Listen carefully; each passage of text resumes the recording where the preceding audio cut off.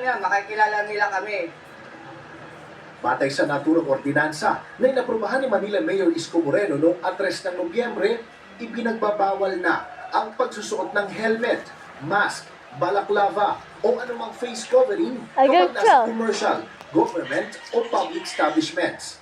Bawal rin itong suotin kapag bumaba ang rider o pasahero sa loob ng 3 metro mula sa motorsiklo o kaya'y nakahinto at naghihintay lang sa pampublikong lugar tulad ng kalsada, eskinita, bangketa, easements, parke, paradahan, palengke at iba pa. Walang problema sa akin kung gano'n kasi para na rin sa seguridad ng ng isang establishment kasi nag-iingat lang din sila eh. Sa tingin ko po, mas okay siya for safety na rin po. In case kasi na may mangyayari yung taong yun. Hindi saklaw ng ordinansa ang panahon ng public health emergencies kung saan inirekomenda o ipinag-uutos ng DOH o IATF ang pagsusuot ng face mask.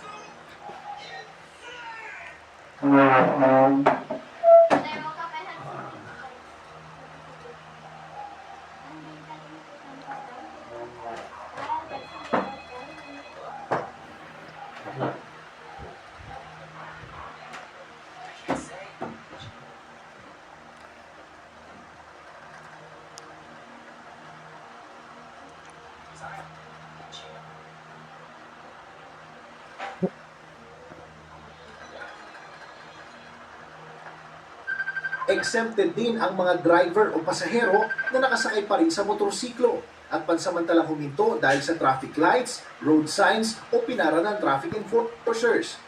Mga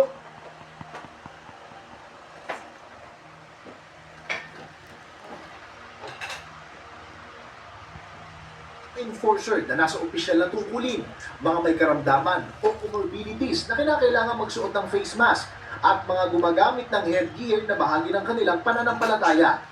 Pinangangalagaan natin ang kapakanan at kaligtasan ng higit na nakararami at mapanagot natin sa lalong madaling panahon upang makilala ito mga posibleng suspect o crime. Mariin naman itong tinutulan ng grupo ng mga kabataan na panday sining. Pinapatunayan na mahabang kasaysayan na ang mga kapulisan mismo, sila mismo nagtatakip ng mukha kapag pumupunta sa mga pagkilos. Paglilinaw naman ng pulisya, ang mga nasa duty lamang ang exempted sa ordinansa para hindi umano makompromiso ang kanilang operasyon. Actually, bago pa lumabas ang ordinansa nito, marami na mga establishment ang i-impose nito. Pag pumasok ka ng bangko, tinapat